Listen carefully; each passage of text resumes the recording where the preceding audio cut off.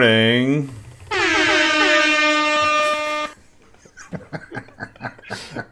Now that you're all paying attention. Good morning, everybody. Or afternoon or evening or whatever it might be. For you, Happy wherever it time is zone. that you are. Happy time zone. Everyone's awake now. Roberto Bull is saying he's definitely awake. Yep. We aim to please around here. So, Good morning. Good morning, Sebastian. Good morning, folks. How's it going? We're so glad that you're back. Yeah. So, can't get enough.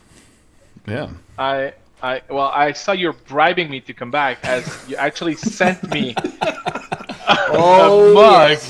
Yes. So I have to use it. So I guess I had to be back. So I'm here. I'm here. To use it. You can choose to use it. It's my favorite one, by the way. It keeps my nice. coffee warm all day. Mm-hmm. Thanks for that, by the way. It's pretty cool. Yeah. And I'm you come to the show, you get it. That's for everybody that wants to come to the show. A free mug is waiting for you. Just so you know. Or a water bottle, like you don't have to, or a water sure. bottle, right? Yeah. So. And stickers. So my Yes. It's Valentine's Day on 2 days, I guess, here in the U.S. My son, they have parties at school, right, for all the kids. I know, yeah. So my son's teacher is there's a diplomatic way to say this. She's not terribly pleasant. And Is that the diplomatic way? Man, I don't want to hear about the non-diplomatic way. I get my wife in here. She'll give you the non-diplomatic rundown. But no, she's very rigid, which doesn't really work well with like 6 and 7 year olds. But whatever. Anyway, so they had this Valentine's Day party, and they all took bags of stuff. Right. So they got little bags for all the kids with candy and stuff. And my wife just made one. Like she asked my son, like, what do you want to give your teacher? And he said, just give her a bag. So she's going to get a pencil and some M&Ms, which whatever. But so they were at Target a couple days ago, and he saw this. It's a Reese's. It's a football-shaped heart. It's a heart-shaped football. Okay. And it's got loaded with like a dozen giant Reese's cups. And he's like, I have to get this for my coach, for his gym teacher. So this morning I said, well, do you want to give it to him like when you get there, like because he's out there helping kids get out of the cars and stuff? And he's like, no, I want to take it to class first. I want my teacher to see it so she knows she's not getting it. So he's gonna go in there with this enormous heart, and it's not gonna be for her. It's just, I don't know. Like we of course don't encourage him to be like unpleasant towards her. We're like, look, she's your teacher, so she's unpleasant to you. You got to still have to be nice to her. But anyway, so I have a suspicion that's gonna get fairly interesting. But anyway, whatever. They'll be out of school anyway soon because of COVID. So one quick note before we get going, because I know Christos has got a lot of news for us, and Sebastian's got some good news for us. You may have noticed the opening page had some other stuff on it, notably the Get Help. It's an extremely dense slide, and it has a lot of stuff on it. We'll be updating that soon. But the traditional Microsoft manner, that's how we do our slides. Dense. Yeah, I mean, it's amazing. Like, honestly, I can only imagine like the object DOM of a PowerPoint presentation. It's got to look like a node modules folder because there's so many objects on a Microsoft slide. Like, I've had laptops like get hot running a 3 gig PowerPoint that marketing sent out or something. You're like, how am I supposed to show this to people? You try to open it on your phone, and 3 days later, like, your phone's slow for 3 days. You have no idea why. And then this PowerPoint presentation opens. You're like, oh yeah, I wanted to see that 3 days ago. Anyway, if you need help, there's a link at the top of the screen, aka.ms/45show/help. That will connect you to Microsoft Q&A. And we have engineers out there who are there to help. So if you have issues, concerns, of course, you're always free to reach out to us and join us in the Discord. But if you need help, and if you want help from our team and from the team in general, the broader identity team, they are out there and they are monitoring questions that get put in. So please make sure you get your questions out there. If you hit any sort of snags or if we don't respond fast enough. So So that link's up there at the top. Use it judiciously and make sure you get your questions in. And somebody will be back with you very, very shortly to get your questions answered. So, Mr. Skass, what do you have for us today in terms of news? Oh, your shoulder was covering the mat part. So. Okay. Word from the streets, the news segment today. I have a few things to talk about. Two super exciting things that I told JP this morning, and he could barely contain his excitement, are the new roles that we have for Azure AD. So now you have Authentication Policy Administrator role only that allows you to manage MFA settings, manage auth policies, and manage password protection policy, but it doesn't allow these users to manage the user's auth methods. So that's been in demand for quite some time, and now we released that role, so it has very specific permissions. And same for domain. Where is it? Domain name administrator. That's another role that was in high demand. And as you can see, JP is so excited. You do have some sound for that, don't you, JP? Yeah. You know, honestly, go for it. The level of excitement is off the charts. Hang on, I'm waiting for it. You're waiting for it. I'll get excited eventually. Anyway. Well, you know, I have to say that It's you went cool. to the gym this morning and you're tired. Maybe that's why your reflexes are slow. You know? Hey, you know what? Somebody needed it, and I'm glad that they have it now. So there you go. I'm glad those new roles. I'm glad those new roles exist. So. Yes, a very nice recap from the Azure SDKs team about the work that was done in 2020 around all the new SDKs that we put out and all the features that they cover. They also give a nice information about what's to come. So if you want to have a read about it, we'll make the link available down in the description on our YouTube video. So make sure to read this one.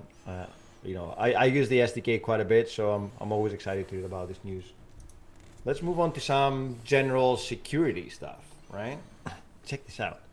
With one update, there's an app that does barcode scanning. I don't know who's scanning barcodes these days, but apparently this app is very, very popular. Oh, hang on. Hang on. Okay.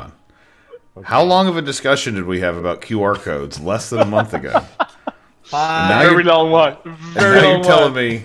Now you're telling me you don't know who scans barcodes. Well, I know at least one person who's on this right now. I am producing the barcodes. I'm not scanning them. That's obvious. Fair enough.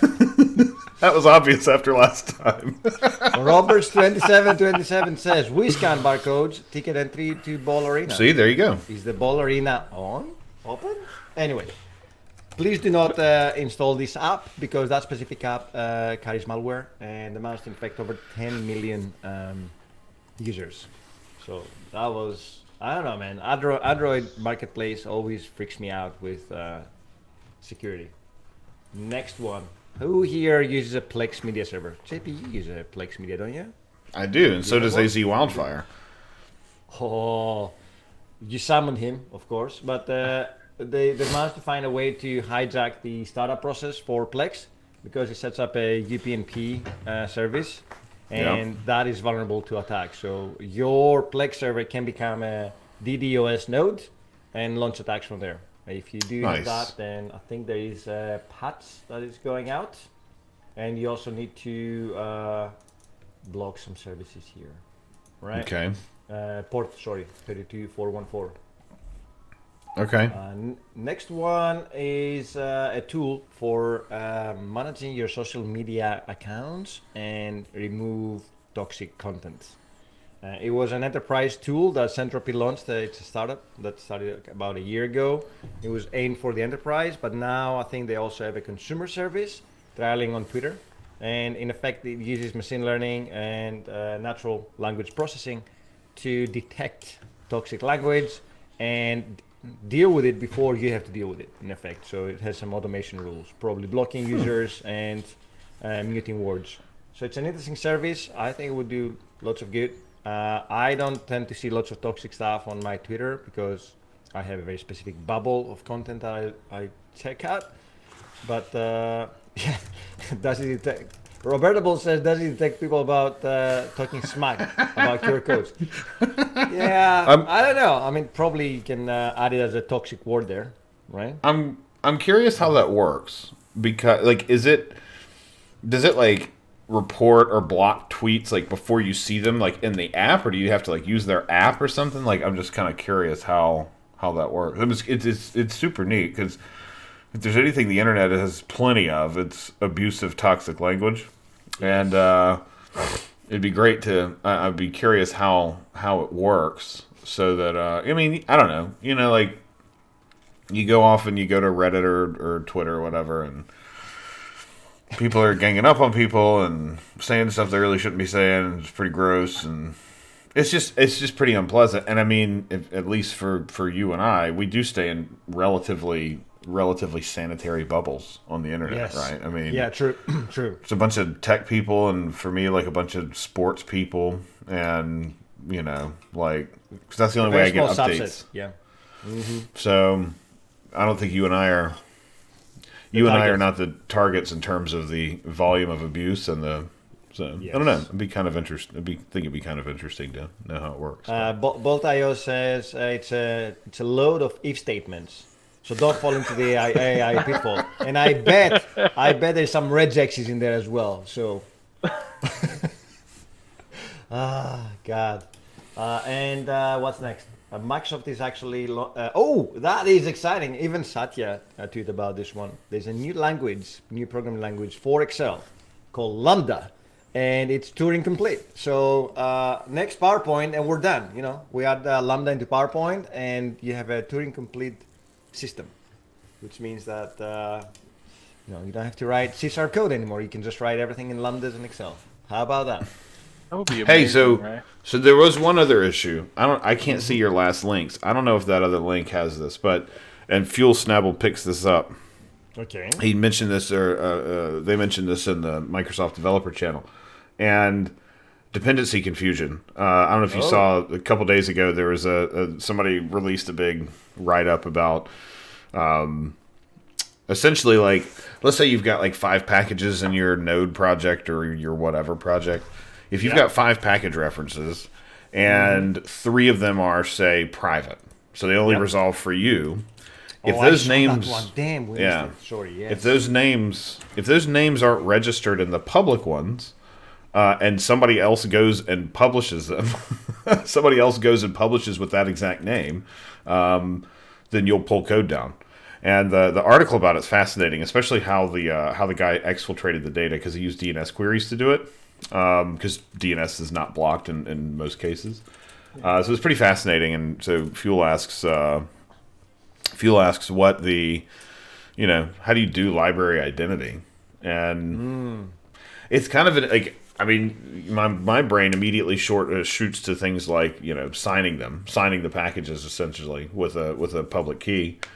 Yeah. But then you get into like, how do things like open source projects, like, I know that like strong name signing and stuff in .NET, I know that's been like a big pain for a long time with open projects, because who has the key, and I don't know what the right answer is. And yeah, signing is hard. And I have one more question.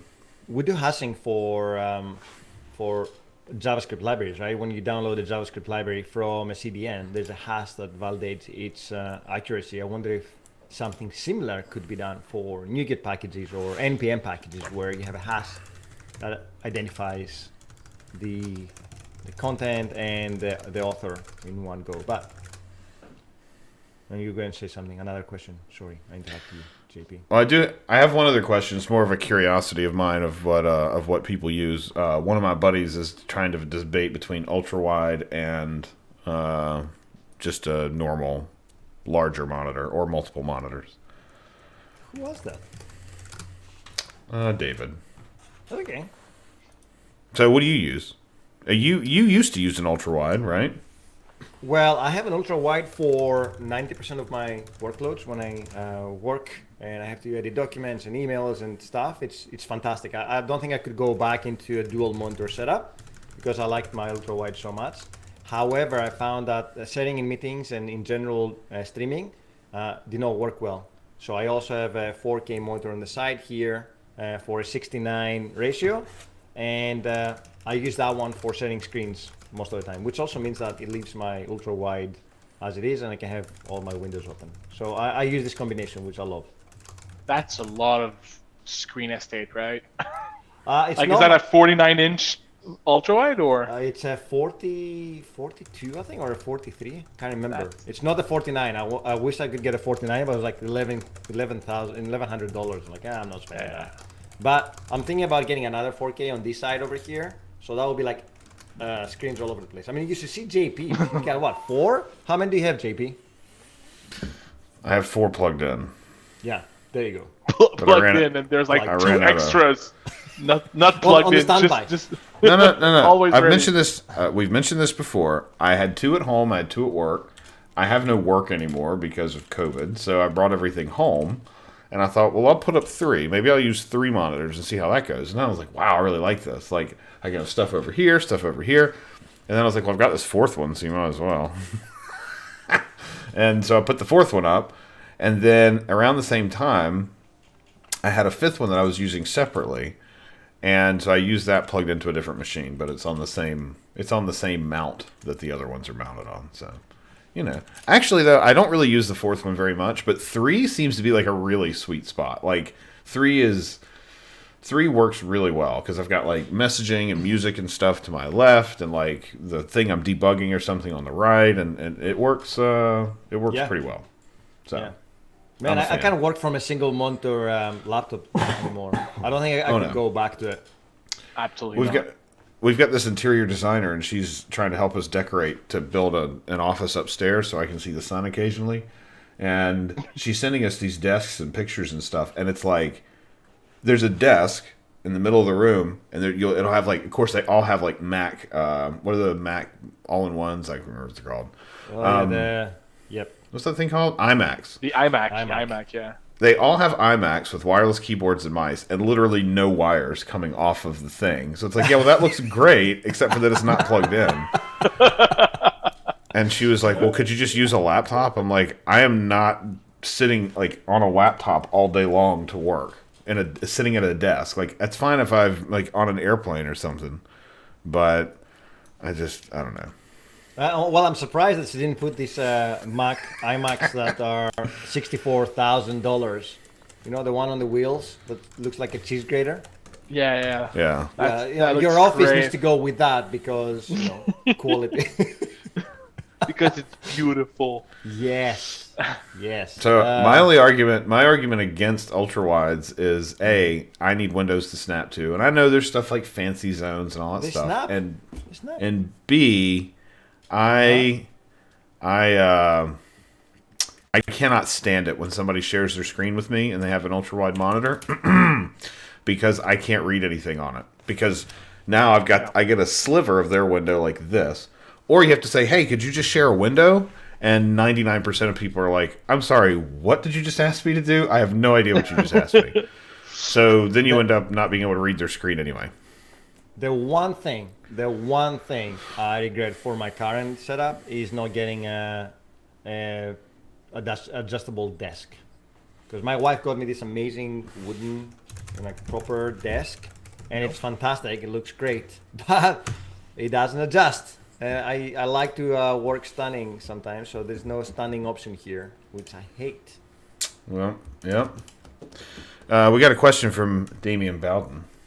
Hey, Damien, welcome back, friend. Hello. He's asking, what's the best way to get role assignments for a user or group using Graph? Well, I'll tell you what, we are releasing code today that addresses that. But I'll go ahead and I'll put a link in the thing anyway. Yeah, we'll put it. Actually, and I think this code might be a little. Oh no, this code isn't old. This code is good. You want to use the app role assignments. You want to use the app role assignments hanging off of the resource, I believe. So the service principal, hanging off of the user in order to get that. So because there are two different ways to get it. You can start from the service principal as the root, and then get to all the assignments from there, everything that's assigned to the service principal, or you can go from the user and find everything that's assigned to the user. So Anyway, but we're going to be publishing out all this code and stuff later today in the show. So. Yep. Cool. 2 more things and we're done. Oh, in fact, it's one last thing. Although I do have something I want to say. So this one is Microsoft to add nation-state activity alerts to Defender for Office. So it extends the capability to Defender for Office 365, which should be fantastic for enterprises, and it's great. So again, there will be a link for this one. I love the fact that we're extending security. Individual users probably don't have to worry about so much, but as an enterprise, you probably need to worry about it. Which brings me to the thing I wanted to say. I was reading the other day, I think on Twitter, that somebody got an unsolicited email asking them if they wanted support on their upcoming project with details. That email had more details than he knew about the project he was working on. It was an internal project. And somebody, that was scary because a lot of security experts jumped into that. Apart from the fact that it was an unsolicited email, the idea that they knew more about the project and the timelines that he knew, and he was the lead of the project, really created some kind of a noise there, considering like how did they have that information, how did they collect that information, and how were they able to reach out to him. So, you gotta send me a link to that. I will find it on Twitter and send it to you because I was like, oh, that's scary stuff. Speaking of nation states, Man, that's crazy. It is. Similarly, I saw where somebody deployed an Ubuntu image on Azure and then got an email from Canonical on LinkedIn, of all places, saying, hey, I noticed you just deployed an Ubuntu server on Azure. Damn. I'm looking at that like, what? I think it was a marketplace image. I think that's why, because it was like the Ubuntu Canonical one. But, whew. Yeah, that was, I was reading that like, I'll be your point of contact for all enterprise things related to Canonical. And it was like, whoa. Yeah. So that was... says that he saw that thread as well. So the guy was right flipping out. I mean, every security person that commented on that thread was like, that is unacceptable. Like the fact that you can have people eavesdropping and listening and actually monitoring internal projects is just scary. Just goes to show that security needs to be applied in layers, and these days no one is secure actually. If you become a target, you're a target, one way or another. Well, I mean, right? Yeah, that's scary. I'm done with the news. So should we move on to our next segment with Sebastien there patiently waiting for his turn? We're going into the giraffe stuff. That's our new segment. That's what we call this segment. I hope you like it, Sebastien. Giraffe, I love it. Giraffe stuff. We dedicated a whole segment to you guys. I thought I had an intro or like a I don't know, like a video of. It's coming. You'll have one. You'll have one soon. It's going to be called Giraffe Staff. Yes. We're gonna need your mascots. You're the giraffes. You're the giraffe staff. I don't know if you've ever seen one of our teammates, Nicola, when she wears this. Yes. I can't say I've ever seen that. I'm working on getting one. So next time I might have it with the ears and everything. Would be great. We definitely expect to see that next time. Okay. So JP, you need to switch screens, my friend. Oh yeah, good point. Thanks for the heads up. All right, let's get. See, we're still working on our transitions. Yeah. I because honestly the video was not there. I almost wish we could. I almost wish we could hire an engineer, like someone just to deal with OBS, like to do scene transitions and the like. So here's the only problem: is I see both of your screens, like they both look identical. So I don't know if you're like the one with the mouse. Go ahead. I will stop saying mine because I think that's okay. Right, I'm going. I think we're good now. I'm going. So much for Anyway, all right, Sebastien, take it away. All yours. Cool. Well, glad that I can join you guys again. Super happy. There has been a couple of cool announcements in the last couple of weeks regarding Graph, and I wanted to kind of touch on some of them. The first one is we are working really, really hard on getting our SDKs to be upgraded to the latest and greatest of every single tech that we support. One of them went into a public preview last week, which is the Java SDK. That reminds me of the good old days when I was doing Java at school. Vince, which is one of the devs on that team, is one of my good friends, and I was reviewing his code, and I was like, I don't understand anything in there. But like Java really evolved from the last time that I actually looked at it. So there's a public preview right there. We have a full GitHub kind of issue that was created to give you all the details about how you can upgrade, how you can leverage that. It basically makes the Java SDK really, really, really great. I think it was probably not that super amazing before. Now we really gave a lot of love to the Java SDK. We have lots of customers and partners leveraging Java, so we wanted to give it a kind of a first-class citizen experience in the Microsoft Graph. So the guys have been working really hard. There's really good stuff happening there. So that's kind of the first small thing that I wanted to touch on today. So if you want to do a preview of that, just go on and follow all the instructions, and you're going to be able to find all of this. And talking about Java, thanks for mentioning that. We put out a survey yesterday on the MSAL for Java library. Oh, nice. And I will add the link below. If you guys can take 5 minutes and provide some feedback, that would be fantastic. So you have Java for Graph, and then you have Java MSAL working side by side, and we want to make sure that you have everything you need. So I'll put the link. Please take some. It literally takes 5 minutes to provide some feedback. We would love for your participation. Thank you. And even if you don't use MSAL, or if you don't use any of our authentication stuff, it's for Java developers in general. So yes, please, if you get 5 minutes, take a sec. And if you're writing Java, take a minute, take the survey. That's amazing. What a great segue, right? Yeah, man. Like we were working together. It looks like that. It's totally planned that way. Yeah, exactly. Second thing that happens, which is something I wanted to highlight from a community standpoint. So there's a huge community in the M365 umbrella and all that kind of stuff. And we have one of our MVPs that is an Office Dev MVP that created.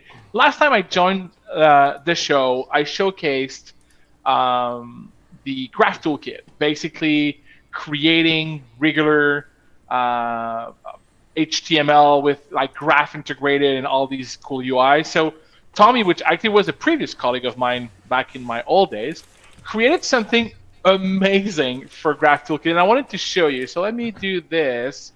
I guess I can find it at some point in one of my 265 screens.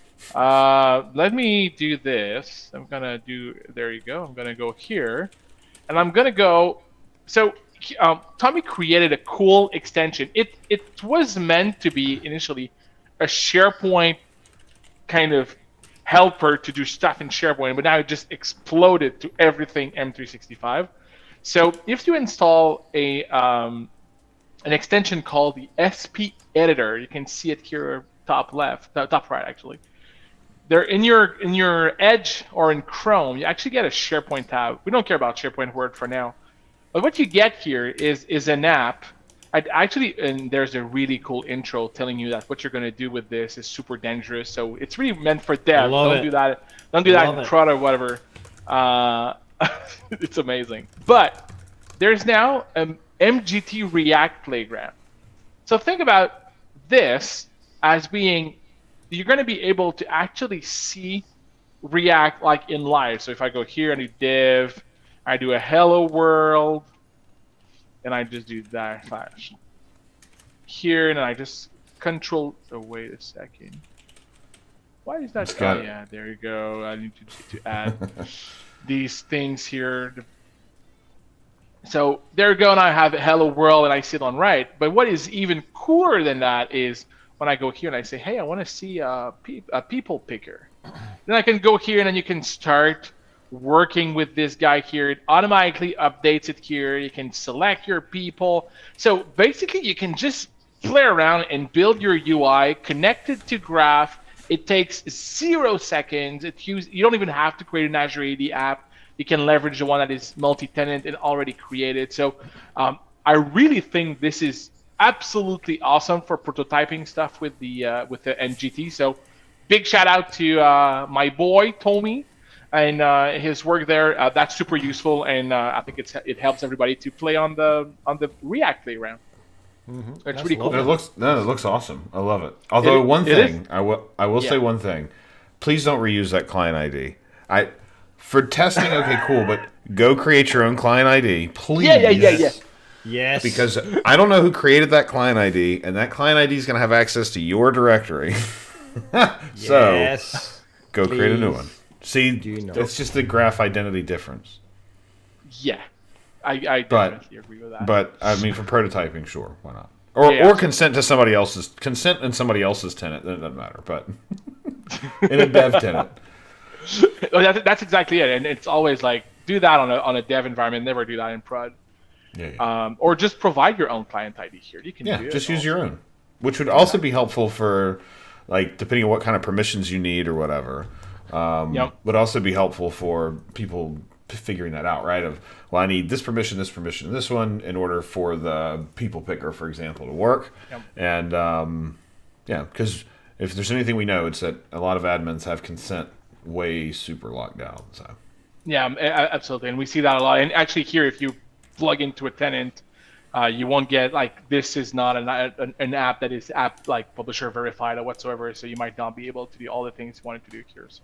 Yeah, this is awesome. Good, I love it. That's a good warning, though. Last thing I wanted to focus on today is it was a kind of I wouldn't say a slow month, but not that much announcements on the graph side of things. What is probably in the M365 space, when we look at our feedback from our partners and customers, this is the biggest request that they've had for a really, really long time. So one of the biggest areas of M365 is SharePoint and Files and OneDrive. And now it is possible to assign an app from an app permission standpoint to access just one site.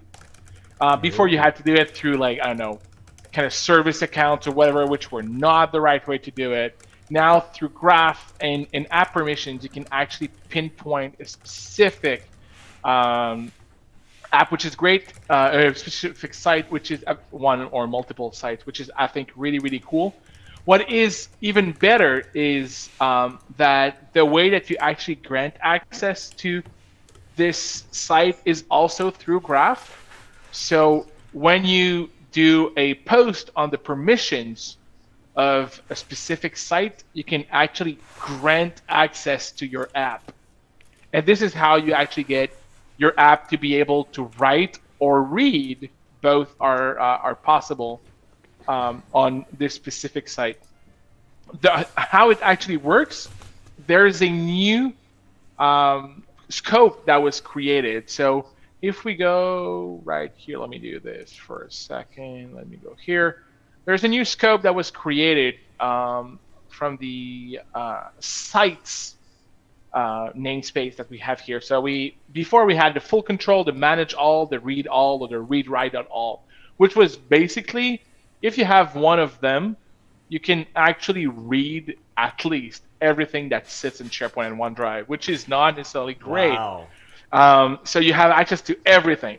When it's your own tenant, yeah, maybe you're kind of mitigating risk here, but definitely you should be granting access to your app to specific areas that you want the app to access.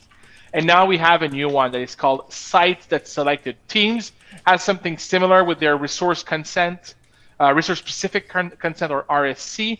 SharePoint is a similar approach here. And in this case, when you select this Sites That Selected and you were granted the right permissions on this site, then you can read the content of this based on the role that was specified right here. So the role that is applied right here. So I know that was a huge team effort between the graph team, the SharePoint team, and the identity team to make sure that everything works flawlessly. That is a first step in the journey of site selected, or RFC for SharePoint, or whatever we call it, because this is only app permissions for now. So basically, whatever you have, you give consent to that app, and the app will do everything. But now we're also the team is also looking at delegated permissions. So in the context of the user being able to only access certain areas of the site or of the API, which I think is a great way to kind of start pushing for moving to Graph for SharePoint content instead of doing straight calls to the SharePoint APIs. I think the Graph API has a lot to offer here and gives you access to everything else. So those are the news, right, guys, for the last couple of weeks. Awesome. Ignite is coming up, so there's going to be a couple of great announcements there. So that's probably why, like, the number of announcements is going down for now, kind of keeping the hype, keeping everybody on the front of their seats, making sure that everybody freaks out when we we release everything at Ignite. So yes, there you go. There you go. Well, thank you for coming, Sebastian. Hang on. I like this. I like this last one here. So this is it's app only permissions for now. Now, with sites.selected, it is it's purely opt in. Like if I haven't made this call, for example, I'm not going to see anything, right? Exactly. Okay. So fullcontrol.all or read.all, those still work the way they do today, which is you get all access to everything. Yeah. Okay.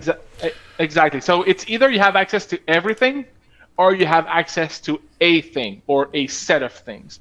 The team is also working on the other way around, for instead of granting access to everything you want, but revoking access to specific sites. So that way you could work kind of the other way around. Think about, like, I want this app to access everything except the super secret site. Nice. That's so the other way around. So they're also thinking about that for the next couple of iterations of this. We had the Graph community call last week, and there's a full video on that if you want to go and see. Jeremy Kelly, which is the PM on that capability, is basically really uncovers very candidly the roadmap that is coming up with the SharePoint site collection level permission. So yeah, make sure that you share the links with us after the video, and then we'll add them to the description below on the YouTube channel. Hey, amazing. That was brilliant. Thanks for coming, my friend. And I think we're doing a recap of Ignite after Ignite. So if you missed the live announcements, we'll have you back again anyway. Absolutely. Awesome. Cool. And you got to come back and tell us everything dressed as a giraffe. Yeah. Well, there's going to be a lot of changes in the next call. I'm going to make sure everything happens. That might cost another mug, but hey. What are you gonna start? You gonna start selling them on eBay or something? Are we gonna have to go? Definitely. There's a lot of money. Oh yeah, it's in a high demand, right? It's a new version of drop shipping. Do you know what a hammer is? Oh man! All right. Well, hey, thanks for coming and hanging out with us, and we will have these links of the stuff that Sebastian shared. We'll have these links up later today. Yes. Awesome. Thanks, everyone. Cool. Have a lovely day. Cheers, Cheers, Sebastian. guys. See ya. You're welcome. Have a great one. Cheers. Bye. Okay. Just the two of us. Now it's back to the. So Do you these have are a our. soundboard for that? Today is. Today we have a very special guest in that it's just the two of us. We have no guests today. Well, I mean, we had Sebastian, of course, but Sebastian is. You're not really a guest when they come that frequently. You know what I mean? No, they're still. Well, they have their own special segment. Remember, we decided to be more structured about things. So yeah. Yep. Yeah. So cool. So exciting stuff. Exciting stuff. So there's one thing that came out of something that came out of Discord this morning. If you haven't joined the Discord, then please join the Discord. But so there's something that came out this morning from GA Crow about using B2C with a group of about using B2C and allowing people to sign in with just usernames and passwords, but also letting them sign in with their Azure AD account if they already have one.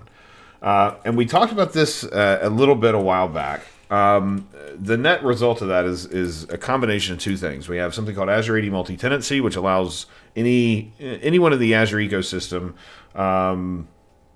allows anybody in the Azure ecosystem to the Azure AD ecosystem to sign into your app, and then we'll use that as an identity provider to B2C. So on the first side of this, we'll get a GitHub repo up here. Actually, there is not a GitHub repo. There's an actual formal document on this, which is Azure AD B2C with Azure AD as the identity provider. And this will walk you through getting that set up. And we'll put this link here in the chat here in just a minute. So you'll notice there are two in this list. We have Azure AD single tenant and Azure AD multi-tenant.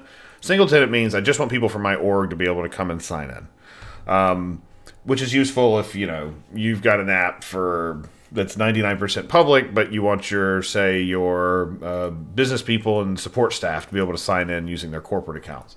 Mm-hmm. If you want to do corporate work with lots of customers, like if a lot of your customers are organizations or are potentially organizations, that's when you have to get into Azure AD multi-tenancy.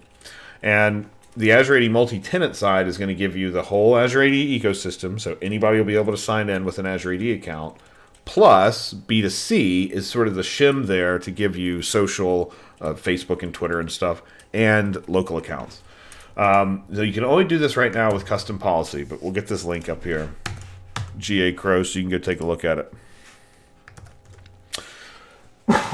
And then, again, feel free to join us in the Discord. That's where this conversation came up. That's how we had this conversation. Feel free to join us there and ask questions and get help from us and from your peers, too. So there are lots of other people out there who are happy to help, like Bolt. Bolt was out there this morning, too, talking. Because luckily for Bolt, it's not morning for him. So anyway, this is the first place to start, and what this means is you'll have to register an app in some Azure AD somewhere. Now, that could be one that you already have. We've seen some folks register this app on the Azure AD side of their B2C directory. I have not yet tried that in a production thing. I don't think it would be a problem. I'm not entirely sure why it would be, but typically when I'm doing this from a separate directory. So there's some separate directory that is, corp or whatever you want to call it, which you can go create a new Azure AD directory for free. And that is where that multi-tenant app registration lives. So it lives off in some other directory. And then we've got a bunch of policies and things. We've got policies published that'll walk you through getting this set up. And then we've got a bunch of other stuff that bolts on top of it if you're interested in taking a look at that. Yep. So that's where I would start, GA Crow. And instead of having to add one to add an IDP for every single one of your partners, every single one of your organizational customers, you add this once, and that one thing, that one app registration is the thing that can get it going, that can get it back in, right? So that anybody can sign in, not just everybody. In fact, I've got a picture of this, so bear with me for a second, and I will pull it up. And hopefully that'll make it at least a little bit clearer, because I know this has a tendency to get a little, what's the word, Christos? Confusing? Huh? Confusing? Yeah, that's probably a good way to put it. So I'm pretty sure I got a picture in here. So I'll pull this picture up, and then we'll go on to what it was that we were working on otherwise. So here we go. So this is Azure AD multi-tenant apps. This is what they like, kind of how they look. But you'll notice that this single app registration gives you the entirety of this ecosystem. So it's not just a single one. It's not just a point-to-point type of a federation. It's more of a one-to-many federation. So by having one app registration that's marked as multi-tenant in your directory, anybody from any place can come and sign in. So I thought I had a photo. Bolt is saying that you're taking dark theme to the next level, which is true. We love dark themes, right? And then on the B2C side, the way that B2C works is B2C kind of acts as the central identity proxy for all these things, right? So B2C is the thing that lives in the middle. Your apps only know about B2C. They don't care about all this other stuff over here on the left. They only care about B2C. That's the only thing they even know about or trust. And B2C acts as the thing that lets you pull pull in social users, pull in net new usernames and passwords for people who don't have anything. Some customers even allow their big their big customers.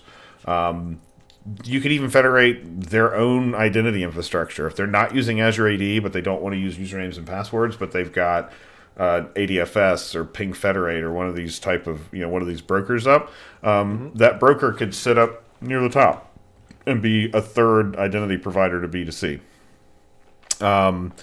So yeah, and then and GA Crow we'll be happy to help in Discord too and get you set up. So you could even try it with the B2C directory that you already have. But if you don't, it's relatively straightforward to create a new one. So you just have a new one strictly for that one purpose. Hey, thanks for the follow, Ginny Moses. Thank you so much. Yeah. Hope you're enjoying this. Okay. Did I put this link in there? I did. All right. So I did. So we got a couple new things to do together. Some housekeeping we got to do today. So on Tuesday we talked about how we're going to publish some code, right? So we announced we announced our new exciting project. Yep. So we announced, and today we actually have 3 projects that are going out there. One of them's like the big, super exciting one that we're all excited about. The other 2 are things that, I mean, they're all exciting in their own way. That's probably safe to say. So there's in their own special way. I like it. Think about your kids. They're all good in their own special way. In their own special ways. So it's github.com WAC45 show. This is where all of our projects are going to live from here on. So if you want to go back and find data about an old show, from today on, this is the place to find it. And it's also where we're going to have some projects. And we would love for anyone who'd like to contribute to these projects to absolutely be free to come out and contribute to them. So these are all MIT licensed. They're going to live in this repository. They are open for anybody to contribute to. Put in pull requests, fork the repos, put in pull requests. We're going to review some of them on stream. We'll merge back in. And so what we're going to do today is get these published. And we got a few sort of things that we want it to do. We've got 3 of them right now. We've got the 425 bot.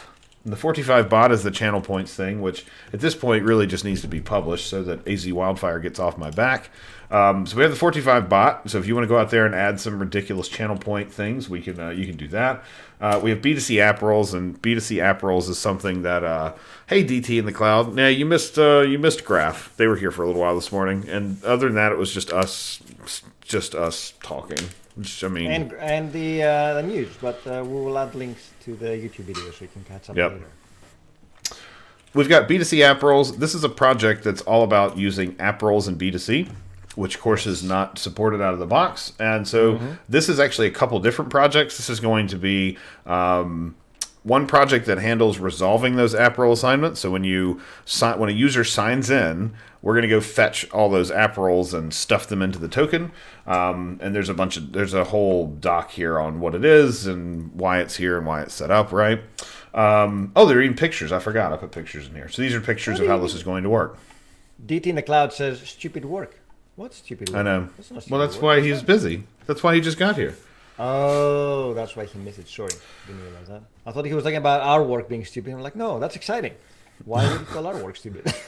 So this project's all about authorization. There's a second half of this that we haven't even started yet, and the second half of this is all about a portal, an administrative portal, where administrators can come in and assign users to those roles. So we have that for sort of like a global administrator type.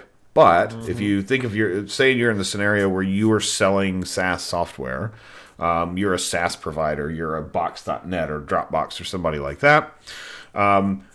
If you are that provider, your administrators would have those kinds of rights, but your customer administrators wouldn't.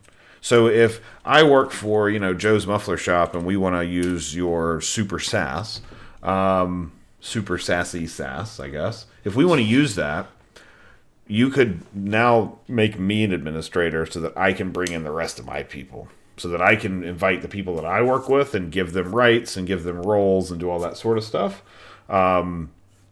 As opposed to having to put in a ticket and wait for a super administrator to do it. So you need a role to manage roles. How about that? That's right, you do. It's sort of like roleception. It's roles all the way down.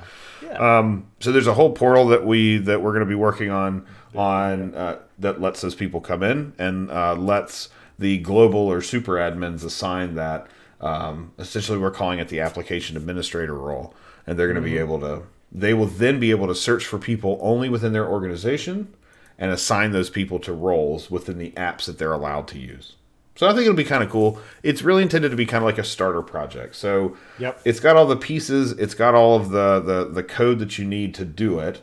The expectation is that you would take it and you would white label it. You would bundle it into your solution. You would, extend it and turn it into something that matches your solution as opposed to just being like an off-the-shelf kind of thing. But again, we would love any sort of, especially like if you've got scenarios that we haven't covered, if you've got issues that we haven't covered or things that you're running into that you think this would help solve, be sure to let us know because we want to make sure that all is sort of accounted for in here.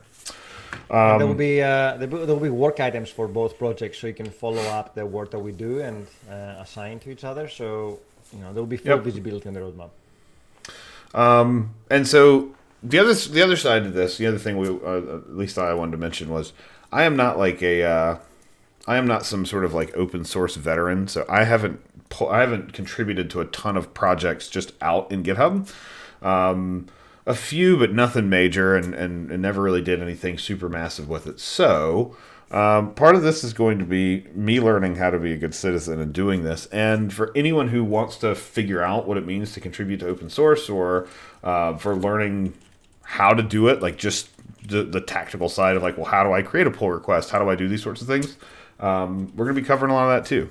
So that as we review pull requests, how do we merge them in, and how do we decide what goes in and what doesn't, that sort of thing. So very warm, very welcoming, very inclusive. We will not Stack Overflow you here. So if you are making an attempt to contribute, we will do everything we can to use your contribution and give feedback if there is. Give feedback if there's. I wonder if we should get somebody from the .NET team. They've been doing it out in the wild for a while. Like Landworth, they've been doing a lot of work with the open source community, and they've learned from their mistakes as well. They've done a few mistakes, which I think will be useful for us to maybe get some insights from that team. Yep. So hold on tight while we're setting that up as well. And then, of course, the big one, and the one that we're going to look at some today, is the VS Code extension for Azure AD. So this is something that we started working on 9 months ago. We then stopped working on it. Yep. For a 8 good months. Reason. We stopped working on it for a few months, and then we decided September. to come. Are you saying September to February? That's not 8 months. That was 4 and 2, so 6 months. I'm looking at the initial commit, I guess, which was 9 months ago. Well, that was actually yeah. So anyway. This is an extension for managing app registrations in VS Code. The reason for that is I think like when I'm in VS Code and I'm doing work, right? There's some things that I want to be able to do, like registering an app would be really quick and easy to do straight from VS Code if I don't have to go to the portal to do that. If I don't have to go to the portal to say copy my client secret, copy my client ID for the 98th time because I didn't put it in Notepad or whatever. Maybe get like some code snippets or do some code gen to like generate me a config file that's got all that in there that MSAL is going to be expecting. Maybe add MSAL to my project. All those sort of things that are pretty disruptive to your workflow. We want to make those better, right? Yeah, Visual Studio had widgets that have been doing that for you for some time now, and we thought VS Code should not be left out. Yeah. No ID left behind, right? So what we're hoping to achieve here is some kind of a wizard that guides you through your Azure AD experience without you having to leave and context switch between the portal and your ID. Yeah. So this project's out here. We're going to actually come in here and put in some projects with some sort of next things that we want to do. But let's take a look at what it does so far, right? We'll start there. So because right now it's essentially a shell. Right now it's a shell that authenticates. Authentication has been a what's the best way to describe it? Authentication's been probably the hardest part of this so far. It has not been, obviously there's new stuff to learn about how do you build an extension and things like that, but compared to what it is for the, compared to what it's taken to get the authentication working, it's just like, this was quite difficult. So anyway, let's go ahead and get it fired up. Oh, hang on a second. My editor's got an update, so it's all screwed up. Okay. We gotta fix nothing like a theme that causes your VS Code installation to appear that it's corrupt. Anyway, okay, so let's just run this, see what we get. So this is the same code that's out in Fortify GitHub repo. Yep, this is the same one that's out there. So F5 for the 90th time. There we go. And we'll have a new one open up. Inception. So it's building, and it's all TypeScript. So it's if you're doing C# or anything, it's maybe kind of somewhat familiar. So the first thing you'll notice over here, this is something that Christos was working on, which I thought was really cool, which is there's now an Azure AD node over here on the left side. We'll zoom it in a little bit. So here's an Azure AD node. So when we click this node, there's now a login with worker school button, right? Now, I'm already signed in. So because it's a local app, because it's running locally, we can store things like refresh tokens locally. Now, I haven't run this in about 4 or 5 days, and it's still fine, which is great because that means that my refresh token is there. So these are the apps 14 days by default, isn't it? The refresh token? Oh, they're much longer than that. Much, much longer. Yeah. Depends on the app type, but for the most part, some of them can go on into perpetuity. Usually they get revoked because something happened. We have some new friends. Christopher from Brazil, welcome to the stream. Mr. Code Eyes, hello to you too. Thanks for joining the stream. Yeah, We're good morning. Through our new VS Code extension. Yeah, what's the current time in Brazil? It is 2:02, so good afternoon. Yes. Good afternoon, Christopher 180199. Glad that you're here. So this is it. This is all it does. You know, I don't know if I want to learn any words in Portuguese. My grandmother's from Argentina, and my suspicion is if I say any of them around her, she'll probably turn red and hit me. But anyway, obrigado mean please? I don't know what it means. What does it mean? Does it mean yes? Is it affirmative? So anyway, so this is it. This is all it does right now. So we get a list of apps that are registered in a directory, and it signs a user in. Things. If you expand them, they don't have. You can actually view it in the app registration. I've wired that app. So proud of myself. Yeah. So I guess we can view it in the portal. Yep. So I'll click View in Portal, and it says, "Do you want Code to open the external website?" Sure, we can open that up. And it's going to open it up and go to a tenant that I don't have the correct permissions in. That's okay. And we'll go take a look at it and see what's going on. So here I am at this specific application because I'm not signed in with the right account.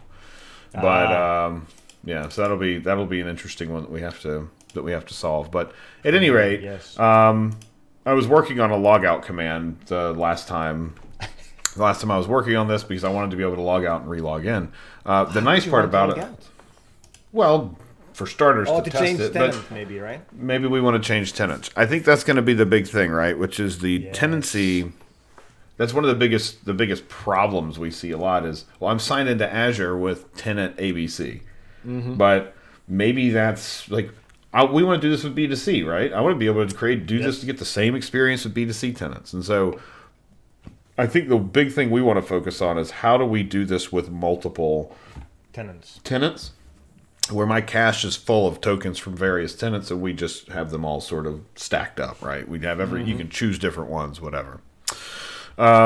So that's where we sit today. If the biggest changes, we're using Memento storage, which is local storage for VS Code as a way to have persistent thing, and there's an MSAL cache that's in here, and then we're using Node. So we're using the Node MSAL, which is still in preview, so it's still a bit early, but by the time this gets released, it'll probably be, or it should be available. So we've got all of alpha, and we like to live dangerously. If you haven't figured that out for us yet. Yep. So we're doing a login. The login's going to open up the login's going to pop a window, and you're going to sign in. You're going to come back to VS Code, and you're going to be done. So this is the way the code sits today. It's relatively straightforward, but again, because it's out there, please feel free to go out and start contributing. Well, before you start contributing, we need to put the work items out there because we need to define the minimum viable product. We also need to define how to run it, and we also need to define how to. We'll have all this information over the next couple of days. If you have any ideas, make sure you put them into the work items or issues, so that will give us a guidance of how would you like to use it and make the tool a success. So, and we need to get our channel points deployed, as everybody's told us. So, it's told us 1,000 times. Sorry, Christopher. So in the VS Code for extension for Azure AD, there are a few things that we kind of know that we need to do and know what we need to define. And I think some of those we're just going to start putting into issues. So that anyone who wants to go out there and pick some stuff up can, right? So we have a spec, but we probably won't publish the spec specifically, but we'll just publish the kind of work that needs to be done. And that seems like the best time. Does now seem like the best time to do that? You want to take a quick break and then we'll do it, because I gotta go get something else to drink. Yes, take a quick break and then we'll start bringing the issues here. Sounds good. All right, we'll be back in 5. See you in a minute. Yep.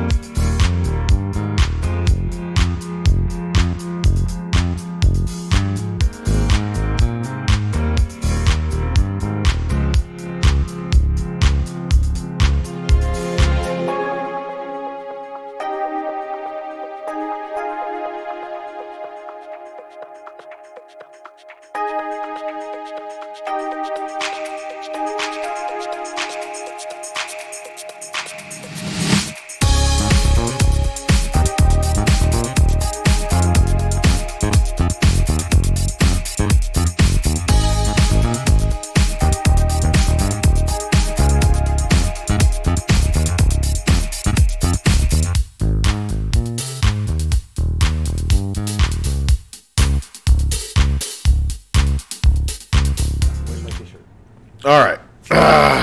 Oh, did you get your package today, by the way, Christos? You're supposed to get a package today. It says by 9 p.m. and the weather is awful. It's currently snowing outside. I mean, by snowing, I mean like flurries of snow. There's nothing decent here, so hopefully by the end of the day. I can't wait to open that box. Maybe we should do an unboxing next week, next Tuesday for that. Can I wait until next Tuesday for the box? I doubt it. I can. You've waited a week. I can wait. I can wait. You've waited a week on an overnight package. More than a week. I got it a week ago. I'll say that much. I'm not telling you what it is because I want to do the unboxing on Tuesday. Okay. So anyway. Right. Okay. So Yes. we're gonna create some template issues or some issue templates so that you can put stuff in yourself. So that's under settings for your project, and then we've got set up templates right under issues, which is super straightforward. And luckily for us, these are kind of the two the two main ones that we need. So we'll start with feature request, and that's probably where we're going to be starting. So the template that we have. So let's see. Suggest an idea for this project. Okay, is your feature request related to a problem? That seems like a good question to ask. It is. Describe the solution you would like. Alternatives you've considered. And any additional context. So alternatives you considered, that seems, I guess that's okay. A clear and concise description of any alternative solution. So yeah, so I guess if you're like, I can't do this here, but I'd like to do it somewhere else. Yes. Or I can do it this other way, then that would be good. Well, I can't do it in the extension. I have to do it in the portal, and that's how you do it. Maybe that's that becomes a pointer for us to do this. Yeah, I like it. That'd be a good, that's a good alternative. So then the default title, I guess we should put feature request. Put in feature in here, and then labels. Labels would be useful. So let's see, what labels do we have? We've got bug, documentation, duplicate, enhancement, good first issue, help wanted, Decline. invalid, won't fix, no repro, Can't replicate. I love it. So I guess this makes sense to be an enhancement. So we'll do that one so we'll label that as enhancement. So that all looks good. Yeah. And then the other kind of template we need is for a bug report. Bug. So when something Absolutely. isn't working the way that we expect it to. So let's see what the default template looks like here. Describe the bug, reproduce, expected behavior, screenshots, desktop. Desktop probably doesn't really matter. Well, maybe it does. Smartphone definitely doesn't matter since there's no VS Code in the smartphone. Wait. At least not yet. Yeah, true. Although you could be doing it in VS Code extensions. Sorry, God, man, I need more coffee. In code spaces. On your phone. Yeah, but you would say that in OS. Because then it's a browser bug, right? True. So maybe instead of OS, so we do OS, we do browser, we do version, and then we do VS Code version. So we know what version. So we'll do like EG, like 1 dot whatever. And we'll do, oops, I need a space there. And then we'll do like VS Code environment. You also need extension version. We might have a couple of extension versions and people may not have the latest one. Or do people always run the latest one because they, VS Code almost updates extensions as they come available. But yeah, let's keep it there. If we don't let's keep it there. Yep. Browser's probably extra information, so we'll put that one down here. OS matters, so we'll do extension version first, since that'll probably be the most relevant to us. And then we've got our OS, which won't be iOS, say Windows. Definitely not iOS. I mean, I would start with. Well, isn't that what Mac OS is becoming? Isn't it just? Have you run the latest version? It's iOS with the keyboard bit set to true. Is what it looks like. Anyway, so the extension version, that'll be good to know. The OS, the VS Code version, the VS Code environment. So if your code spaces or if you're local, and then if you're using, and then the browser is actually useful because we do have to do a login, and the login does use the browser, and so it's possible. That's a good point. Yeah, it's possible that something happens with the browser, so we'll keep that one in there. And then any additional context, screenshots, expected behavior, reproduction. Yeah, I mean that all looks pretty reasonable, yeah. Yeah. So we'll call it a bug, and then the label we will use bug. Is there another one that we want? I guess nothing out of the box. So Is it bug. as expected?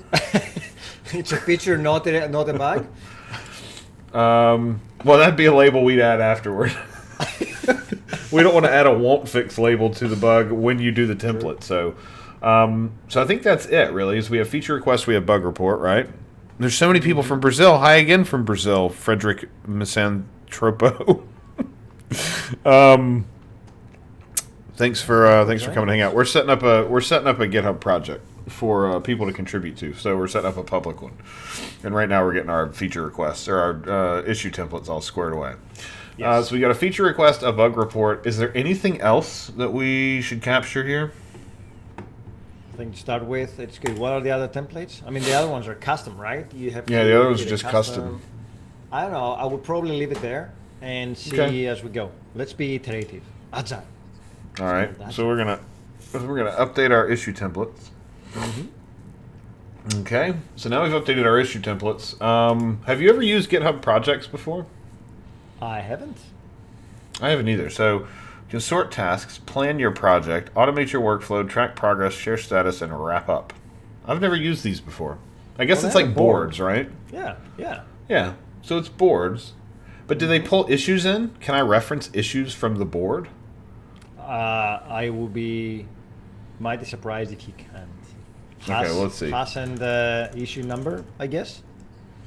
So we'll call this VS Code AAD, right? Uh-huh. And what do we want to use? Basic Kanban, automated, with reviews, bug triage, just basic? To I do, would in say- progress, and done. Yeah. It seems fine. Yeah, I don't want to overcomplicate things. Yeah, okay. So let's create this project. Okay, so now we got a project. Cool. Oh, check that out. All right. Oh, so you can use issue filters. You can use issue filters to add issues in. So that's cool. So I wonder, do we go create the issues first, or do we? Well, can we let's them create straight from in here? one. Let's create one, and let's create one and see how we add it. So if I created a to-do here called like add logout, right? Yes. That's just a note. So there's no issue. Oh, you can convert it to an issue though. That's cool. Yes. So if I converted it to an issue, oh, that's it. But then we don't use our templates, which. Mm-hmm. So let's delete So- that. So let's go to the issues first, I guess. So create one called. You should have looked at the markup inside. Ooh. Well, let's create a feature HTTP request. Says you should have looked at the markup inside. But let's create an issue. Go for it. All right, let's create an issue. Feature request. So this one's going to be add log out, right? I'd log out to the extension. Right? Well, I mean, it's in this project. What else would we be adding logout to? Fine. Is this We dark need a way- theme or an extension? Dark theme. It is a dark theme for GitHub. Copyright Yeah, this GR. Yep, this is GitHub Dark Theme. Yep. It was announced at GitHub Universe in December.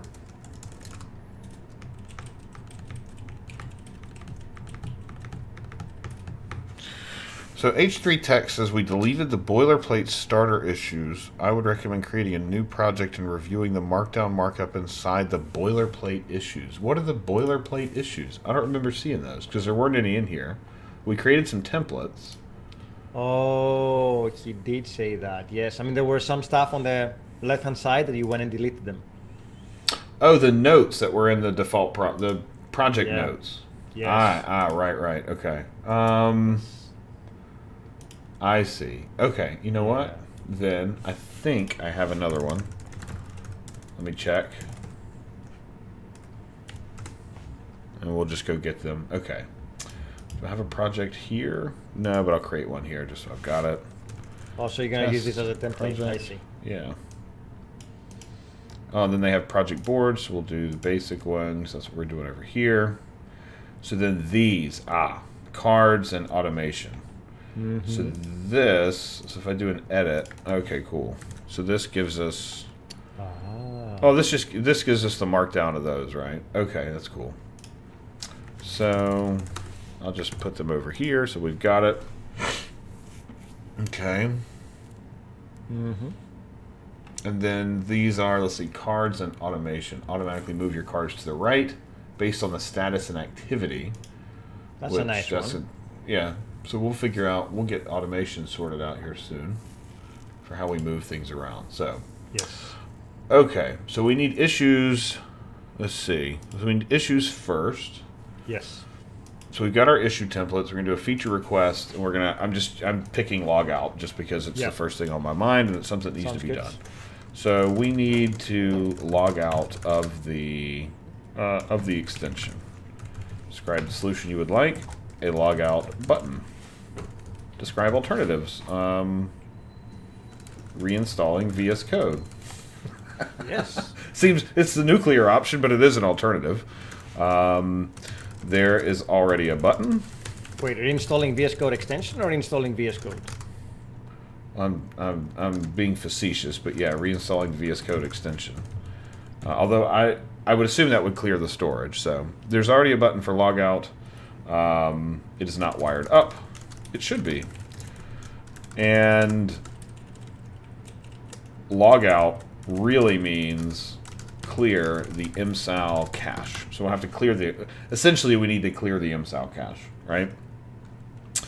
Because it's a client app, we don't really have there's not like necessarily a browser context here. So logging out in this case really just means get rid of any tokens or refresh tokens or anything like that we may have.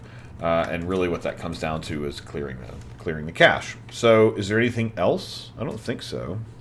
No. That should be it. So we create this issue. So now we got us a new issue. Issue number 1, add logout. Okay. And then let's go into our board now and add it to the to-do list. Now can we put, I wonder as part of our issue template, can we assign it to a project? Because you notice over here it says projects none yet. Now maybe that's because we haven't pulled it in. Maybe we don't want that to be automatic.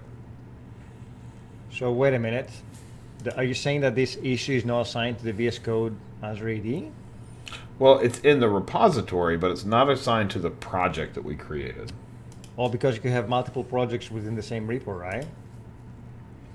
Well, I don't think they're necessarily in the same repo per se. Like a project could be multi-repo because you could have multiple things, right? Yeah. So I guess we wouldn't want that to be automatically done. I don't think that would be very, we wouldn't necessarily want that to be automatic.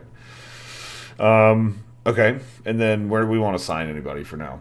So back in our project then. So it says awaiting triage. What does that mean? I think that means that an admin has to come in here and put it somewhere. Oh, so we need to approve it in order to go into the Kanban board and say, yeah, we want to work on this feature. See? Yeah, that is cool. Yeah, so it's not added to the project until we triage and say, well, we think that this is a valid that's issue cool. or feature. Yeah, I like it. Something that needs to be done. Yeah, okay, cool. Now, I'm also assuming that anybody can see this project board, right? This isn't just limited. Can you guys try it and see what happens? I could also just do it in a. I'll do it in a private. I'll do it in a private window. Let's see.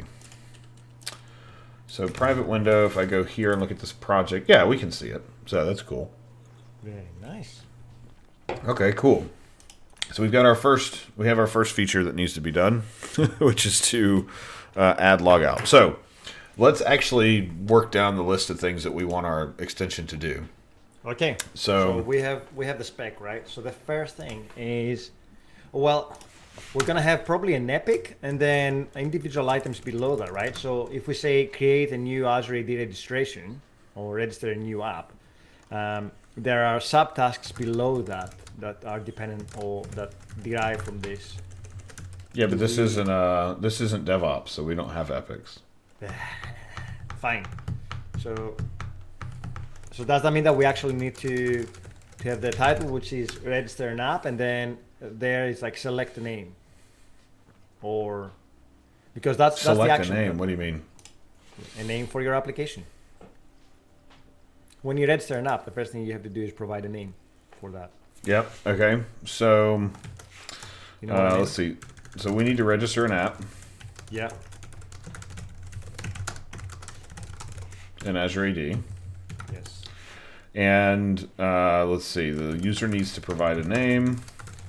Well, we've also got feedback that we may want to derive a default name based on the project. So one of the options would be take what the project name is and then use that as a default. And then if users want to override that, they can override it. I still like the option to be able to override the default name. If you just Okay, do so that, do that. So the default name is derived from project name. Is that like a Yes. folder name, perhaps?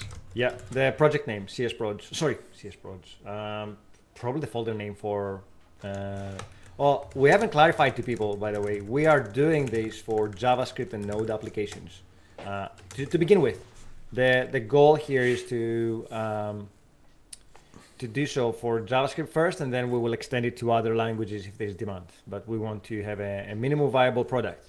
So for that first goal, we're starting with JavaScript, and that means package the JSON, I guess, or the folder name. They should both work. Probably package the JSON makes more sense, right?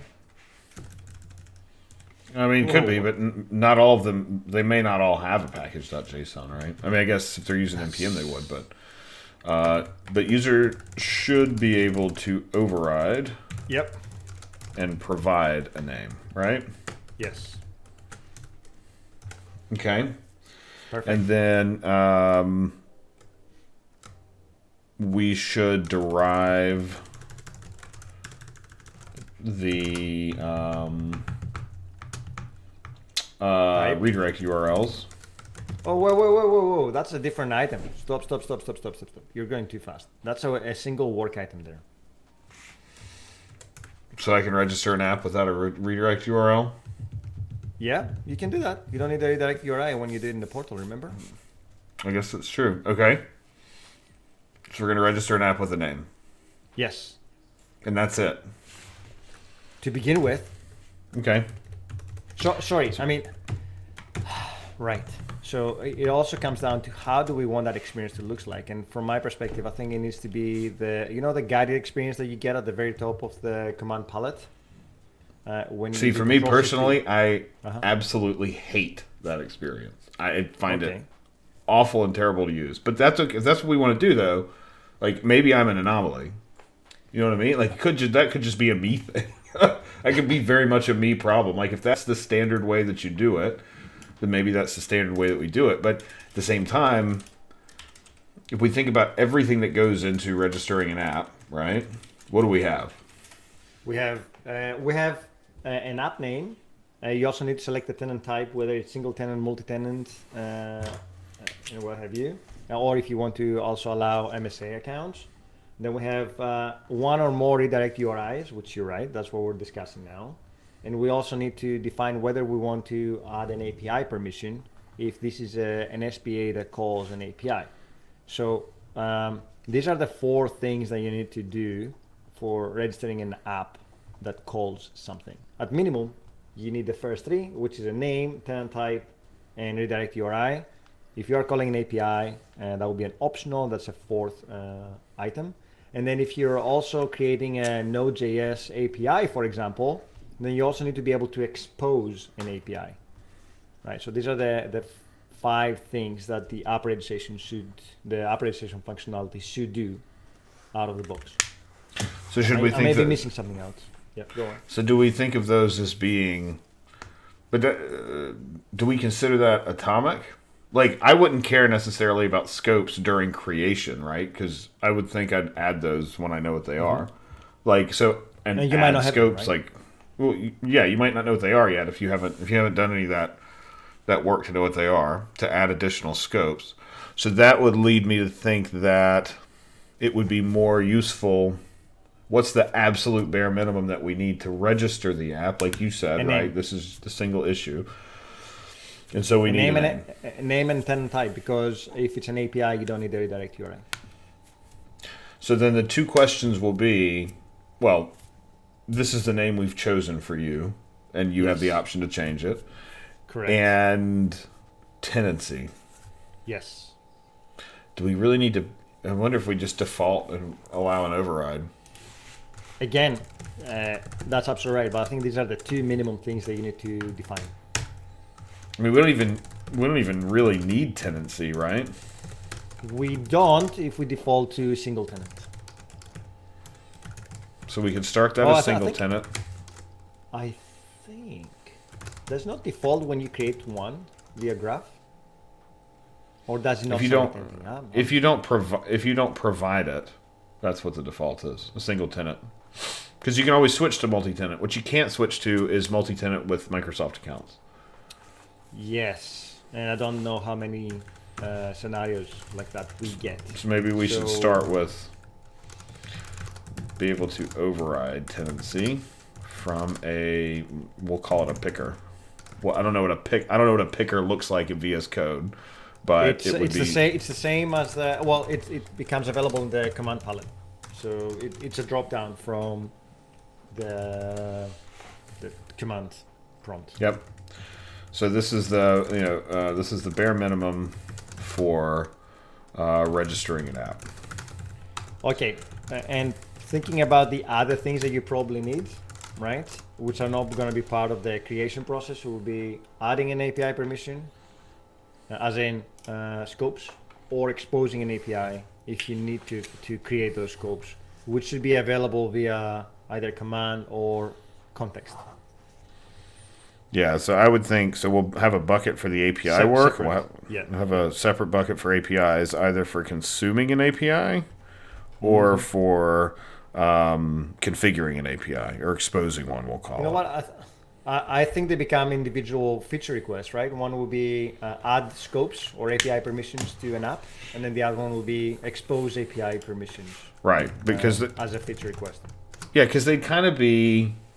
I mean, there's a kind of different context. Like you're the fact that you're consuming it, like you would typically, and when you're starting, because obviously that's not the case long into it, but when you're starting, your front end app, for example, your spa or your web app, it's not going to be exposing an API. It's going to be consuming an API. Whereas your actual API may consume other APIs, but it also is going to be primarily exposing APIs. So Yep. So we'll get the graph link in here for creating a new app. Yep. And then that will be there. And then let's see. We'll do a create. So that's the first one. So this is the creation one. Yep. So let's see. App creation. We'll get this. And then there's also app update. Since some of these may end up needing to be an update instead. And then what happens? What happens then? For the app update, for example, if you need to add a client secret, you have to do it as an update. You can't do it as a creation step. Yep. Do we need client secrets? We don't need client secrets for single page apps. So is that something? Oh, we need client secrets for. You need client secrets for backend apps, for APIs, for APIs, and also for like Node web apps. Correct. Yes. So add. I'm just looking at the spec that we have here. Add client secret. I wonder if maybe our projects need to be more granular. Like we have a project for app registration, and that covers all of these edge cases. We have a project for API management, like API registration and API management. You know what I mean? Yes. But that's okay. It looks like the projects and features are somewhat separate, so we can mix and match them. If we need to blow up our project and create another one, we could always do that. So then the next thing is going to be managing client secrets and credentials. Yep. And so that's a good point. We need to generate or provide client credentials. Client credentials, secrets, or certificates. Solution we would like. That's interesting. Is that not a bit of an overloaded feature? So, like, I'm thinking if I'm working on a work item, that would be you need to add a client secret. Whereas if I were to upload a certificate or add a certificate, that would be a separate work item. You know, what you're describing here is almost feels like an epic, where I need to be able to configure client secrets in general, but then we have the individual components there. I don't know. Okay, but we don't have epics because it's not DevOps. I know. I'm always going back into that one. So fine, let's carry on this route, and then if people have any feedback on this, But I mean, I'm down for whatever. Do you want to start with we need to create client credentials, client secret credentials? Yep. Client secret credentials. Okay, so users should be able to generate and set a client secret. Yes. Okay. There is no alternative except for going to the portal and creating permissions or creating. So we can add a password. So we'll put that in here. Add password, which is essentially what it is, right? It's a password. It is. And there we go. So there's our add password, and then of course we can also remove them. So we'll put that in there too. I guess we don't need it for this one. So you have managing. So we need to create client secrets. So I think that create, update, or delete. Correct. Do not add a password. Just search. It says domo.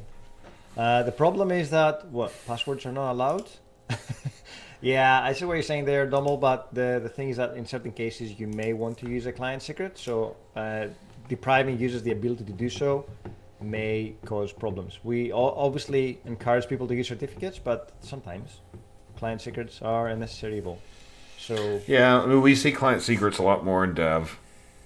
I mean, for better or for worse. Like if it was easy, oh, it's Daniel.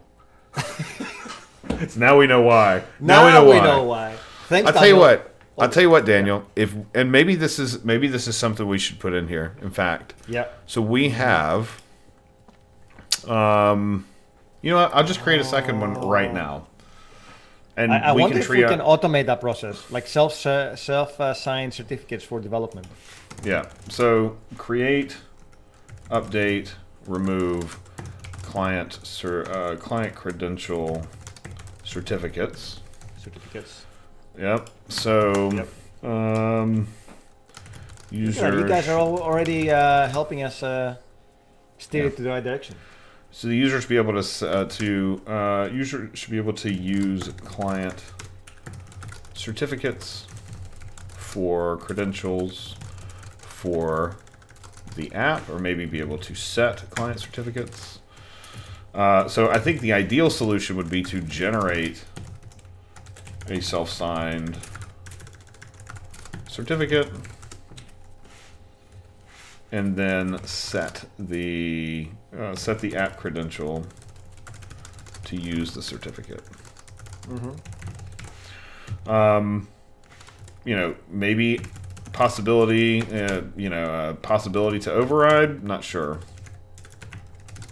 Maybe the user should be able to override it if they want, but I don't know how many users are going to have certificates to start. But I do know, I was talking to one of the guys the other day, and he said the fact that creating a certificate is hard shouldn't be, like, we should make it super easy for that to happen. That's what I'm saying. I wonder if we can call some library that creates a self-signed cert for the users. Yep. And then to set those credentials, so many points, so little things. We were talking about you, AZ Wildfire, this morning. Thank you for joining us. We have the pod almost ready to go. We can deploy it. Make it in 20 minutes. We can deploy it right now. It just needs to be deployed. So do you want to press the button, JP, and make AZ Wildfire happy? I suppose we can. It is Friday. What better way to spend the last 20 minutes on a Friday? Add key and remove key. So we'll put these in here. Remove, remove key. Oops. All right. Oops, can't hit Control S. We'll go ahead and put this into our project. Submit a new one. I don't know. So now, one other thing before I guess the other thing would be, I think having like up for grabs type things, right, would be good. So things like add logout, like that's probably a good first one, right? Isn't that the popular tag, good first issue? Yep. So put that one in there. Up for grabs. Okay. A good first issue, yeah. Good first issue. Well, that's one of the default ones. I mean, I guess we could always add one, but I mean, if it's a default one, then everybody's going to know about it. If you've been to other repos, and you will have found it. I don't think that what we're doing is so crazy that we're going to have a whole lot of custom tags or labels, at least for what people can go and work on. So we need to add logout. We need to create some secrets, which is part of registering a new app, I suppose. And then what else? What else, like bare minimum, do we need to have this go out the door? You need to get your data, right? You need to get your client ID. You need to set a redirect URL. Right. Roberto Ball says, update README for how to run this and the feature, put it in a Docker container. No. Roberto Balls, you're very close to being banned. We're inclusive, but no Docker. I'm just kidding. What do you mean? What do you mean adding the Docker container? I'm not clear about that, to be honest. Are you saying running VS Code in a Docker container? I'm a little bit confused. I'm joking. Obviously, any idea is good idea, but we definitely need to add a README on how to run this and how to contribute. I think it's contributing.md and readme.md. Yeah, that's true.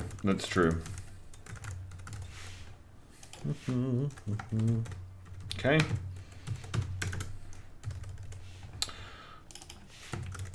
Add contributing. It says, I don't know if it takes a bunch of dependencies. I prefer something containerized. Oh, right. So it doesn't take a bunch of dependencies. You only need to have Node.js running locally and TypeScript installed. Once you have these two, then you just launch the task. You debug via VS Code, and it launches another VS Code instance, which is your one that has the extension installed, and that's all you need. Now it makes sense, Roberto. Just Node.js and TypeScript. We'll add these so you know what you require. But it doesn't take a bunch of dependencies like Python or Perl or whatever to install to make things run like other projects. So we need a README for how to run or test.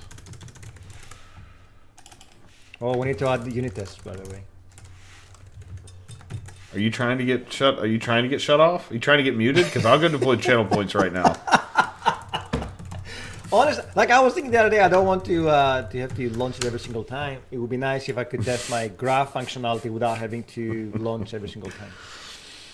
So documentation, good first issue. We'll tag it with those two. We'll add it to the project so that it's there. We should probably figure out what our first milestone is. Maybe we can do that. We'll do that offline. So, okay. The other things, so we need to add a logout. When we do a register, bare minimum, we need a name. Then we need to add credentials in certain cases. You had a bucket of work for APIs, right? Yeah, I do. Do you want me to read them out? So we'll start with select required API permissions. Yeah. Or maybe configure. Yeah, the first one is expose an API or configure an API. Well, we're kind of in client apps, right? Yeah.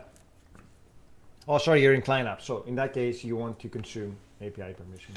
Which, honestly, this may not even be that big of a deal to start because of dynamic consent, right? Because you don't necessarily have to set your API permissions up front. You just request them when you need them. True. But we'll still have it in here at least. We'll have them in there. Have them in here at least, right? Yes. So, is your feature request related to a problem? Need to let's see. User should be able to configure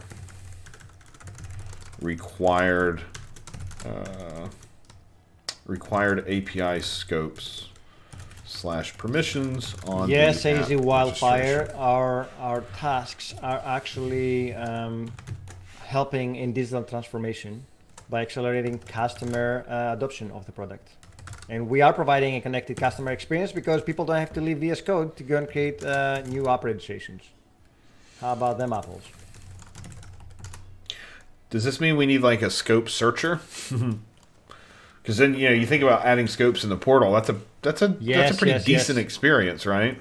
Yes, that was one of the things I was thinking when I was creating these issues. How we're going to, like, you have your own API permissions that you need to add, and you need to search for them. You might have multiple APIs that you need to search from to find the right one. And then the other one is, what about the Microsoft APIs, SharePoint, Graph, and what have you, that you need to get access to. So I don't know how that experience will look like, but that's how it needs to be. Yeah, I don't know. I think that because when you're building a client app, you do dynamic consent. I wonder if right now it just takes you to the portal. And grant admin consent. That's a good point. Grant admin consent. I like that. That will be on the client app, right? That depends on if we have an API for granting admin consent. I guess we could always generate. I think we do. Power apps. We could. No. It's Wildfire saying power apps. Well, what we could do then is we could always generate the admin consent URL. Oh, interesting. Oh, consent how to. Daniel comes to the rescue. Thanks, Daniel. Problems signing in. Conditional access. What? Consent how to. That's. Are you? Alright. Policies. Do we have a so we'll have to generate the link, I think is what it looks like right now. So we don't have an API to do that. Literally 4 links in that article. Okay. Yeah, I don't see any API. I don't see an API in Graph to do that. Unless it is there's an admin consent endpoint apparently, so you're right. Yeah, we just have to generate the URL. So we'll put this in here. Do you want the link to that? I've got it right here. Thank you, though. Oh, that friction is on purpose. Interesting, Daniel. Thanks for the input there. On the Microsoft Developer channel, we have a question regarding data store. Give me a second. The question was about if we're ever going to do a stream around Azure Data Factory. What would you like to see, Sebastian? I got a buddy who's working on Azure Data Factory right now. We can call him up, see if he wants to. Nice. See if he wants Maybe to jump give him, in. 15 minutes? Yeah. Or do we want a full segment? Well, it depends. What does Sebastian want to see with Data Factory? Is it? Yeah. Yeah. Let us know. And let us know. We'll talk to him. I know that we were talking some yesterday about the Azure government stuff and how do we like things like analysis services in Azure Commercial, but your tenants in like Office GCC, for example, and that causes issues with the on-prem data gateway and things like that. And right now, the solution is to use ETL to move them back and forth with Data Factory. So, it'd probably be a good thing to explore is just how do I access data that's protected behind Azure AD endpoints in particular, right? So, we could we'll put it in our queue for sure.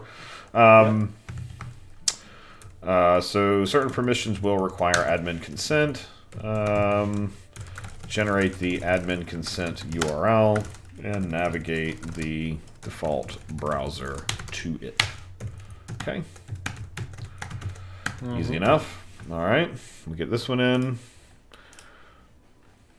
This should, let's see, this is probably a pretty good first one because it's URL generation. So if you're not familiar, it's a good way to get a little bit more familiar with what we've got. So I mean, it feels like we're so noobs on this one that everything is a good first start for us as well. we just have a bunch of work to do. We just need to go do the work. So anyway, so we're gonna finish sort of pushing these through. But again, we'd love to have your issues, what you want to see in this extension, especially in what you need to, what you're building and what you're doing with Azure AD. And we love your contributions too. So do we have a license file in here yet? We should. I thought that we did. We don't. We need to add that too. We need to add that probably before anybody goes and actually contributes an issue. Dito. Just go and grab an MIT. I think you can add it automatically when you create a new repo, but apparently we did not do that. Well, we didn't create a new repo. We forked an existing one. I just changed upstream on an existing one, but I'll add one right now. I see. I think you can add it through there. You can select an existing one. There you go. Oh, there you go. You added it. Nice. Boom. Done. Yep. So now we've got our license. That's good. We'll just commit it directly because there's no reason really to have to go through that. So, okay. So anyway, so we'll get our issues in. Feel free to add your own. Feel free to start contributing. And we're going to come back, and this is going to be kind of something we're going to work on for the next few weeks. So we're going to be checking in on this. Like, we've still got people who are coming to the show, and we've still got different things we're going to be discussing and looking at. But this will be something that's kind of always going on. So we'd love to have love to have your code featured. We'd love to have you featured with building a new feature or something cool that you've built or contributed, or writing some docs or doing whatever. But this extension is for you, especially if you're doing Azure AD development, or if you're working building like web apps that you're going to host in Azure or host anywhere really, but you want to use Microsoft Identity. This extension is for you to make your lives a little bit easier and at least be that identity isn't the thing interrupting your workflow, because I'm sure there are a million other things that are. So, Christos, who's coming next week? Do we have anybody? Who's coming on Tuesday to hang out with us? Well, if you give me 1 second, I'll let you know. Probably should have given you a bit of a heads up. Yeah, it's like, tell me now. Lunner. Oh, I like it. Still getting there. Still loading. You got 30 seconds at least. So we got Thomas Maurer coming. Thomas Maurer. Oh, very good. Azure Arc and hybrid cloud work. How awesome is that? And Thomas is a fantastic cloud advocate. He's doing great work. If you don't follow him, make sure to follow him on Twitter and YouTube. Yeah. Yeah. All right. Cool. Well, we're gonna get out of here for the weekend and go put in a bunch more issues. But I hope everybody has a fantastic weekend. Yes, indeed. Stay safe. If you get snow, have fun with the snow. If you don't get snow, then still have fun with the weekend. And we'll look forward to seeing you all next week. It's like 35 and raining here, so. Oh my God, it must be that's so pretty awful awful for you. Who are we going to raid today? That's a good point. We have Bald-bearded builder. But we have Kyle Codes as well, and we may be working with Kyle Codes very, very soon. So we can raid him. James Montemagno is up. Clark IO is up. Code Rust is up as well. So we got options. What do you want? All right. Where are we going? Where are you taking us, JP? You're going to find out when we get there. Don't forget to raid with the Visual Studio channel as well. Sorry, Microsoft Developer channel. Yeah, we're all going to raid. All hey, awesome. 41 of us. 31 of us. Nice. Triple B is doing dev for nonprofit humanitarian toolbox. That's cool. Yeah. We don't follow Triple B. I don't know. Yeah, we do. We do? Bald-bearded builder. See you, everybody. Have a great weekend. God. We'll see you on the other side. Nice.